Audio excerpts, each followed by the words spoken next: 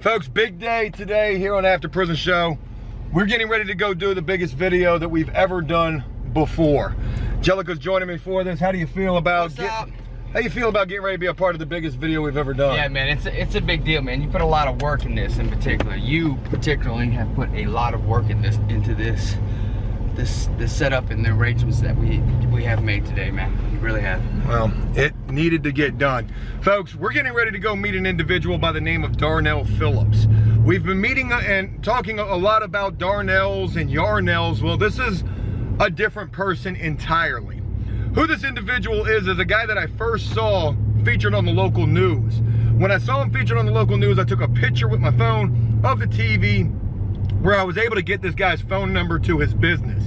I gave this guy's business a cold call, got in contact with Darnell, and all of this was for a very important and good reason. Folks, Darnell Phillips is an individual who served 30 years in prison for a crime that he did not commit.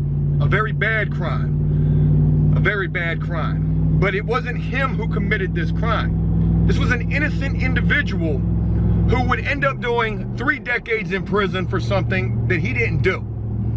And after making the phone call to this guy, introducing myself, telling him about After Prison Show, he was reluctant at first to allow us to do an interview about him. But throughout the course of the phone call, I sold him a little more on the idea. But ultimately, he told me that it was going to be up to whether or not his lawyers said that this was a good idea. His lawyers, folks, the people who got him out of prison, are the Innocence Project, a huge organization that helps exonerate innocent people who were in prison. Darnell reached out to his lawyers. It would be a couple of days from the first phone call that him and I had until the follow-up phone call where he told me that his lawyers said he should definitely do the interview with us here on After Prison Show. And if that is not the most honorable thing that could happen for us here, to get the opportunity to share this man's story with you guys, After Prison Show today gets the opportunity to get this man's basically exclusive story. He's only shared his story with, I think, 1 or 2 other podcasts and things of that nature. So it may not be all that exclusive, but it's very exclusive for us, because what we're getting ready to introduce you guys to, who we're getting ready to introduce you guys to, is again a man named Darnell Phillips, who was innocent in prison and yet spent 30 years in there for something that he didn't even do. Folks, we have the opportunity to be sitting here with Darnell Phillips. And Darnell, I want to say it's a real pleasure to get a chance to meet you, sir. And thank you for taking the time to speak with us here today. My pleasure. You know, I first got familiar with your story via the local news. It was actually a week or 2 ago when I was watching the news and I saw the story about an individual who had been exonerated after 30 years in prison and who has come home, and now you have your own small business. Yes, I've been home approximately like 9 months, and prior to me being incarcerated, I was an individual that was always had an entrepreneur spirit. Howbeit, that was cut off short, when I was false incarcerated at the age of 18 years old. I was arrested wrongfully for the rape and abduction of a young lady. Even though I had many witnesses around me, all those dreams that I had concerning and surrounding that business, that was cut short. And so that began my prison stint. I was sentenced to 107 years in prison. With them, it's pretty much possibility they didn't want me to make parole, because every time I went up, I had been turned down probably over 16 or 17 times, Now, after, 28 years, I'm free in the free world, right? And so I have an opportunity to have an extension of my dreams, which was, this is the stepping stone now, just open up a detail business, and yeah, that's what you saw on the news, sir. I saw Darnell's story on the news, a guy who was falsely accused of a horrific crime and would end up getting sentenced to 107 years. 107 years, yes, sir. Spending almost 3 decades in prison, and has since come home in the 9 months that you've been released for, and now you have a mobile auto detailing service. And the name of your business speaks to, at least in some relation, to your experience and basically your life. What that is at this point, if we're able to share that name. Yes, Redemption Automotive Detailing is a name that it just came to my mind, because even though I shouldn't have to have a second chance, because I was wrongfully incarcerated. But nevertheless, I look at this second chance is a way to buy back, which that word redemption means, pretty much buy back a portion of my life that was cut off short. Like 4 months, I had sought jobs pretty much day and night. As you know now, like I said, things had changed over those 20 years. And so I went on the internet. I filed for internet applications. I went on job sites, but I couldn't get a job. Even though people were sympathetic to, the little crisis I was going through, and they had somewhat saw it when I got out that, look, okay, this guy, he just got out of prison, wrongfully incarcerated. Nevertheless, because of certain rules that are set up that are not bent towards the individual inmates who get out, their success, I had to go ahead and find my own path. I want to switch gears a little bit, and I want to go back to the beginning, because your story is just the most compelling story that I've ever physically had the opportunity to partake in real life. You see this on TV, you see it all over the internet. Somebody who's been wrongfully convicted, released decades later, just so much of their life has been gone. But let's go back to when you were 18 years old and walk us through what took place that would ultimately lead to you spending all of this time in prison. Well, I had met a young man named Michael Norfleet. God bless him. He passed away 2 months ago. He was one of my main alibi witnesses. I met Michael Norfleet at Kempsville Recreation Center, and we were on our way because I would train in boxing.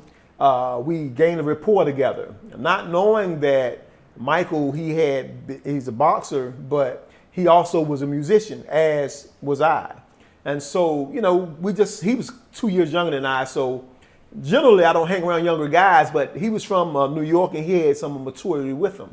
So one day I just went to his neighborhood and, we were talking about, well, look, let's get this thing done. There was a contest going on at the local university. He said, look, we can do this contest, but what we need a DJ. It just so happened I knew a friend who was a DJ in actuality. And so I said, well, if y'all want to rap, I said, shoot, man, I can do the producing. So he's like, okay, well, let's get it done. And so several weeks later, I went to Michael's neighborhood. My friend, his name is David. He dropped me off. We spoke for a while. He had to go off and do something else. And so he's like, well, look, man, I know a guy. We'll go to his house. We'll look at his equipment. We'll see if it's sufficient enough to, go through the studio. So I'm like, okay, well, fine. So just so happened, none of those things capped off that day. And so my friend, he never came back. Then Michael's like, well, look, man, my brother, he'll take you home or whatever. I said, okay. So his brother never came back late. He was a teenager and he wanted to go out with beef with his girlfriends or whatever. So I was like, man, bro. I said, man, I'm like 10 miles from home. He's like, well, look, my friend has he said, look, man, he has a bike. I said, 10 miles, bro. And so just so happened, he brought the bike. And so I rode the bike. I had to ride the bike home that night. I said, well, I'm going to return it the next day. And within hopes that my buddy, he would come and he'll pick me up the following day. And so when I got to Mike's house that next day, we were in the house. His mother, she had brain cancer. She was lying on the couch. And so I'm just waiting for everybody to get together so we can prepare ourselves for this particular contest. And it was a demo we were trying to get done for Public Enemy. That's what we wanted to do. Sitting in the house, and all of a sudden it started raining. Maybe around about 4 o'clock maybe or something like that. Michael and I, we set out because, the rain had subsided. And when we did, we went out. Michael had fell down in the dirt, laughing. We came back. He went ahead and changed his clothes a little bit, right? And then so by the time we came back around the second time, a police car pulled up. When the police car pulled up, the man asked us, did we see anyone walking around, whatever. Right? We said, a man just asked us for a light because at the time, I had smoked cigars. He asked for a light. We gave him a light. Didn't think nothing of it. But when the police told us he had just raped a young lady, not that he didn't know whether that was the individual. He said, but somebody just raped a young lady. We were like, oh man. Well, the guy just went across to a place they call Carper Apartment. So Michael and I just continued on. We like, man, that's messed up. So we were continuing on so we could meet the other guys, so we can look at the equipment. Then a few minutes later, police came back around. He asked, could we talk to you? I'm like, well, yeah, about what? He's like, well, what you saw. I said, well, we didn't see anything but a guy walking. And so, he said, well, tell us about that. We gave him a description of the clothing because the individuals that they were looking for They had on a 42 jersey, white and green jersey, football jersey, some gray shorts, and kind of tall person or whatever. That's what they described. Well, they didn't arrest me because I had on all brown and black paisley. Now, mind you, I live 10 miles away from there. All brown and black paisley, brown and black paisley shirt, black pants, black Nikes, black and white Nikes, kind of like that. And so as they begin to talk to me, they said the person had a Chicago Bulls hat. And so I'm like, well, wow, that was a very popular hat at the time because Jordan was out. And so, we didn't think anything of it. So they held my buddy in the car. But they were like, well, he's kind of too short. With me, it didn't really jibe on him because I had on all brown and black. They looking for white and green. So as the time went on, they held him about an hour. We went back to his house. They asked, would you like to, would you take a picture for us? Oh, I said, well, yeah, no problem. And you're not thinking, because when you have a clean conscience, you don't really think of going to jail, getting arrested, because I'm over there for music.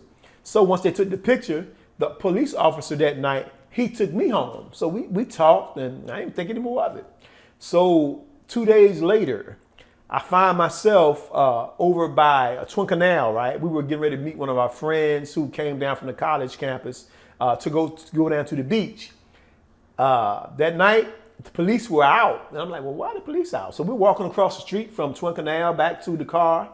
And by the time I got in the car, I guess the police, they saw lights on the car or something. When the time I got in the car or whatever, they pulled up in the circle, says Darnell Phillips in his car. We're like, yeah. When you look at Darnell Phillips, they said, can you put your hands out the window? So they made all of us put our hands out the window. And as you know, they put me in the car, arrested me, and held me down in the police station for hours. And they were trying to, I talked to a couple of detectives.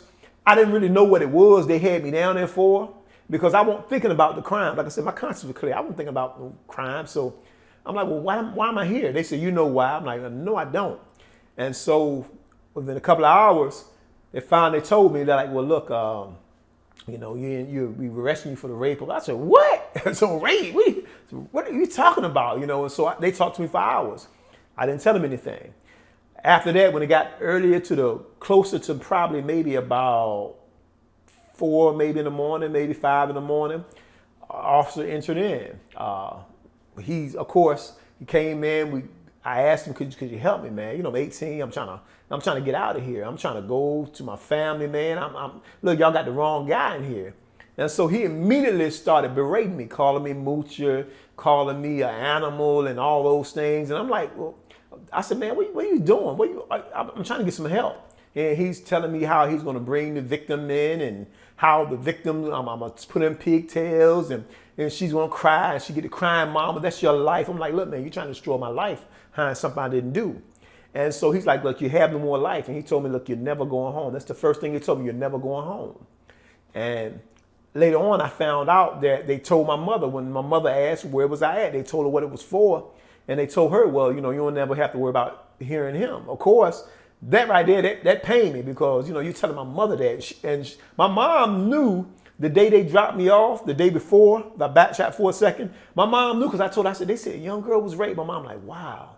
That is, so we had talked about it, because that concerned my heart, because I'm like, well, that's ate up. So now it's that morning, I went to court that Monday. The police said, look, they say you confess. I said, confess? If you look into the story, you find out there never was any paperwork, there never was any audio, there was none of those things. It was an officer word that said that I told him, he wrote it down, then took the paper, threw them away, then typed up something. That's in the record, that's court records, And so I'm like, man, what in the world? How did I get entangled in this? So I stayed locked up for 5 months before I got made bond. I made bond. When I came out and made bond, I had ended up working for a place, TDY Music and Video. Once I did that, worked for TDY Music and Video for a while, the lady said, well, I can't really pay you that much, but what I can do is I can give you some position here, and it can help you start out your own little grassroots business. So I started doing detailing then. Now, keep in mind, I'm 18 and a half at the time. I started doing detailing then, and I started doing yard work and those things of that nature, trying to pave my own path. At the same time, I had my interest in business, but I also wanted to go into ministry. Because, I was an individual who was disciplined, and I came up in a household where people, delved in a lot of their faith, They really were serious into it. So after that, I stayed out like eight months. 8 months when I went to court. That's when everything began, my entrance into the prison system. They got found guilty. I had a jury, and none of my peers, I had I guess one of the ladies were worried, or something, but everybody, all white jury, older people, and that's what happened. I want to jump in real quick, Darnell, and I thank you so much for being willing to share this and to really give us the opportunity to help bring more exposure to your story. I mentioned off camera about a show on Netflix, and this may sound kind of far-fetched, but a show called The Confession Tapes, where they showcase bad police tactics or wrong police tactics, where they're basically getting people to confess to things that they didn't do through 12 plus hours of interrogation. Your story is sort of similar to that in the fact that, they're interrogating you all through the night, and then the next day they just say, without any signed confession from you, that you confessed to this crime that you did not commit. You mentioned the jury, an all-white jury. This is something else that I want to mention as well, and I want to throw this fact in. The little girl in this case, she was a white child as well, correct? Do you feel like the police, let's just talk about the police for a second. Obviously what they did was absolutely wrong, but do you feel that there was a race motive behind this? I do because now I'm looking, I have, like I said, the hindsight on it, right? And as well as the present information that's available now, and I'm gonna combine those two together to give you insight. Well, the victim had immediately never pointed me out, but what the police did, because they had me, they kept me. It was racially motivated because they had told her, because she had said that she had never been around a lot of black people. And therefore, since the police came around her, she felt that if a police tell you something that's true, she said they always immediately came to her and told her, this is the man. He had a long history of doing this to younger people, and they said that he had a long prison record. Mind you, I have no juvenile record or any other type of record. You had never been in trouble before at all? No. And so one of the things they did, they told her that, and so she said, based upon that, she said they brought, this is the victim's recorded statement now in her affidavit. She said they brought many portraits of black men before me. She said I could not tell one or the other. But she said she knew that the police kept pointing to a particular man, and that was me. They put a hat on me, that was me. She said now a hat was similar to that, but she said the face and everything, right? But she said she always knew that something was wrong about that. She held that from the time then up till now as an older adult, and the police were the ones who told her, well, he told us he did it. Well, this, that, and the third, and so to me, it was racially motivated because some of the things I had experienced. I had experienced a lot of that, even while I was in the jail at the time, I experienced a lot of racial things, but it wasn't from inmates. It was never from the inmates. I didn't get that problem. Inmates automatically, I knew some of the guys, because this area is a big area. You might go to school with guys or whatever. So the dudes automatically knew this. I never had any issue about that. I never had any issue with a person saying, you're this, you're that, you're it. I never had that issue. It's 28 years later, I didn't have that issue because people who know my character know better, And so to me, the tactics that they used was just to entrap me. It was just something just to get a person, hold them so that society would think, okay, well, the thing is solved, but they don't think about the damage that it would cause to my family and legacy. They weren't thinking about it. They didn't ask, do you have a dream or something you want to do? Or did you really do it? I was not asked that. I was immediately told, look, you did this, that's what you did. You're an animal, and that's the plate they handed me. I wasn't asked, did you do anything? Those things never happened with me. And so I felt targeted. I really did. I felt targeted. Darnell, I want to get to you getting found guilty, you getting 107 years, and then ultimately you going to prison. As we get into this, the prison part of the biggest part, your prison experience, you mentioned something prior that I really want to key in on right now, and that is the fact that you said, you didn't have any problems with any other inmates in relation to what you were accused of, Right. because they knew your character. Right. And that's something that a lot of people ask. That's something that a lot of people assume, is that when you go to prison and you have those type of charges, you're automatically going to have all sorts of problems. But that wasn't the case for you. No, it wasn't. As a matter of fact, from the time I went into the prison laundry room, there was actually, let me back up to what is that called? Been so long. Receiving. Receiving center. Okay. Where'd you go for receiving? I went to Southampton Correctional Center. Went Southampton Correctional Center, and there were some guys there. Some of the guys, real street guys. And the guy told me, he said, "Man, I saw you on the news, man." I said, "Yeah." He said, "Yeah." He said, "Yeah, you a cool dude, right?" We were just laughing, right? He said, "Man, but when I saw you," he said, "Man, I was free." He said, "Bro," I said, "Oh," immediately. He said, "Man, that dude ain't do that," because it was a 3-day trial. He said, "Man, that dude ain't do that, man." And so from then on, I say to be the protective hand of God for real, because I'm like, all these guys were like, "Man, dudes know you ain't do this, man." And I'm like, okay, boom. So when I got in there at the time, now going on to prison, when I came into prison, all that time ago, they had just released the prison, the place they call the Wall, versus prison in Virginia. Everybody was there, Greenville and some other place, but majority at Greenville. Not one issue. Because my case, keep in mind, I only stayed out 8-9 months, and I don't stayed in the jail several months before I went to the system. So it was pretty widespread, But I didn't get that issue. This is my record. You can look at my record. Not one fight, not one squabble about it, none of those things. It won't because I was working out at the time, it won't because I was boss, it won't because of none of those things. It's because guys, how, just as well as I know, guys in prison can tell. You know what I mean? You have to be who you are in prison. You can't hide that. You cannot hide that, and that's something that I didn't have to worry about trying to hide because I didn't have that in my nature. You know what I mean? And so my prison experience, I seen them get on guys about certain things, right? So my prison experience was totally different with that. There is so much that we can talk about in relation to your prison experience, and I want to share so much of it, but I want to just key in on one other thing that you just were talking about. You mentioned the Wall.